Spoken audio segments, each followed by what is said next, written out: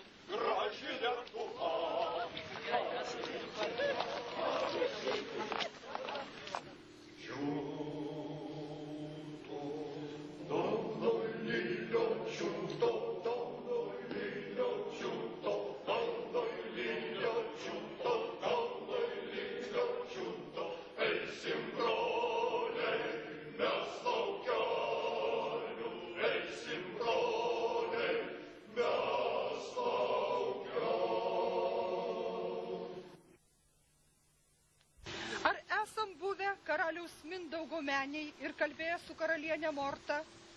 Ar esam kovėsi Vytauto pulkuose? Ar esam dalijęsi duonos kriaukšlele su 63 metų sukilėliais?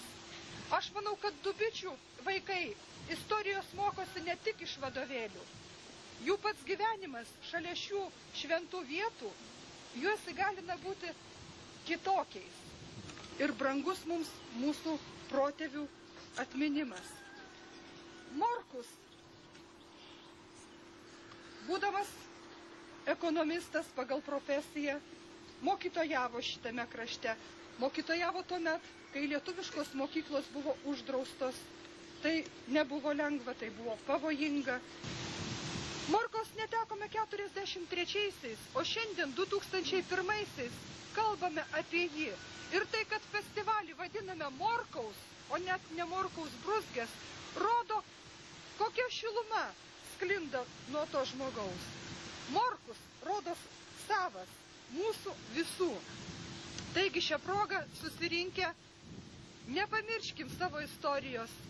Be abejo, būkim tolerantiški visiems, nes ir šis paminklas, ant kurio užrašyta Zanaša, Volnost, Ivaša, rodo, kad mūsų visų siekiai yra bendri, laisvė visiems yra svarbi. Taigi, neišėsdami mūsų kaimynų, nes mes apriboti laikę ir erdvėj, nereikalaukim kažkokio revanšo, kažkokio atsiskaitimo, bet kad esam lietuviai, kad turim pagerbti tuos, kurie atlaikė sunkiausius išbandymus, kurie kovojo už laisvę, už gimtąją kalbą. Na, tokia mūsų yra pareiga. Ant Dubičių kaimo pakrašty, kur pušynos ošia lengvas vėjas, čia kapai senolių užmiršti, kaip ir tie, kurie čionai suėję.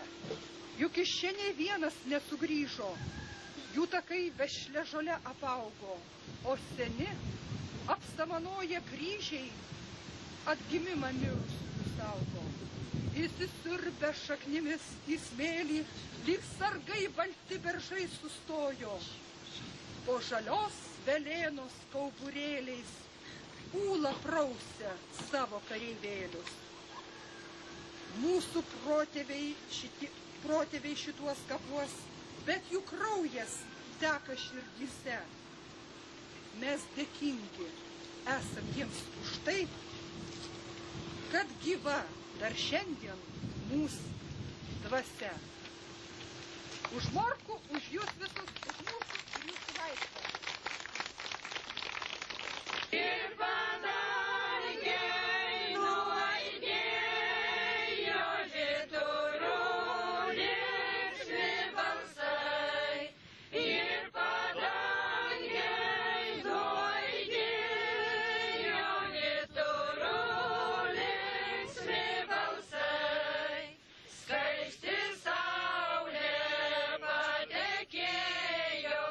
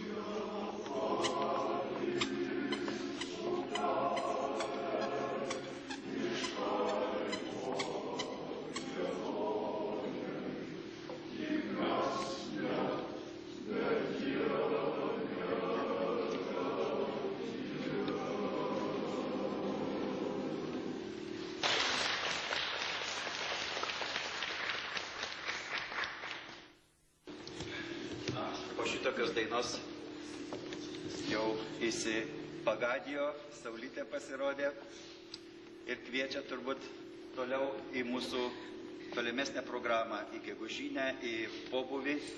Aš norėčiau pristatyti poną Algimantą Brūzgį, kuris užverė čia visą šitą renginį, visą košę, kad jisai tartų porą žodžių.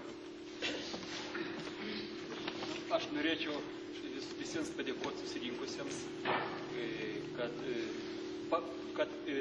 susirinko ir išklausė ir prisiminė senus laikus, seną istoriją, nes dabar klausimas, ar reikalingi tie buvę mūsų festivaliai, ar reikalinga prisiminti lenkmečius, ar reikalinga prisiminti tas tradicijas, tą kultūrą, kuri buvo. Atrodo, Lietuva laisva, vėliavą turim, kam to reikia? Aišku reikia prisiminti, tai yra istorija. Reikia mums prisiminti senas tradicijas. Tuose tradicijose gimsta dvasia, siela. O kai žinant, jeigu žmogus neturi dvasios, neturi sielos, tai toks ir žmogus.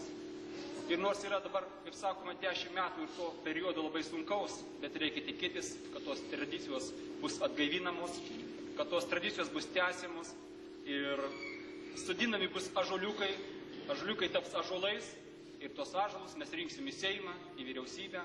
Ir Lietuva mūsų gražės, klestės, ir mes visi dainuosim ir puoselėsim mūsų tautos istoriją. Mes juos niekam netiduosim, mes turėsime savo širdyse, mes turėsime savyje.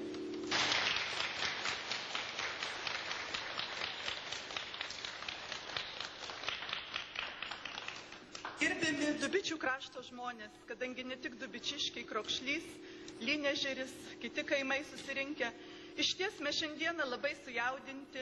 Mūsų ši graži bažnytėlė buvo tarsi pakylėta į dangų nuo tokio nuostabaus giedojimo. Mes žinome, šiandien labai dėkojame šiam chorui, ponui Algimantui, choro maestrui, ponui Šumskui, kad jie surado laiko. Be abejo, tai labai populiarus choras, dainuojantis ne tik Lietuvoje, bet ir užsienio šalyse, aplankęs daug kraštų, tačiau mūsų rajone pirmą kartą, kiek žinau. Ir mes tikrai sužavėti šio choro giedojimu. Leiskite jūsų vardu padėkoti gerbiamam maestro Šumskui, gerbiamam Bruzgiui už tikrai nuostabią šventę. Labai norėtume, kad išties ši šventė taptų tradicinė, gal ne kasmet, nes tai be abejo netaip lengva suorganizuoti tokią šventę, bet aš manau, kad tokias šventės gal ne tokio lygio, gal ne su tokiu garsiu choru, bet mes tęsime ir jas tęs mūsų vaikai, mūsų anūkai, išlaikydami šio krašto tradicijas, šio krašto lietuvybę, už kurią kovojo mūsų tėvai ir protėviai. Ačiū, ačiū gerbėmiems svečiam, ačiū chorui, ačiū jums visiems už dalyvavimą. Aš turėjau, atsiprašau, visada oficialūs renginiai ir prasideda ir baigėsi himnų. Kažkas tokio labai iškilaus didingo. Bet čia yra Kudirkos graži giesmelė, kuri tinka labai tiktų šiai dienai ir šioje bažnyčioje. Pagiedokim visi Kudirkos tautišką giesmelę. Lietuva, Lietuva, tėvynė mūsų, tu didvyrių žemė, iš praeities tavo sūnus, tęs stiprybės seną, tegu tavo vaikai eina vietą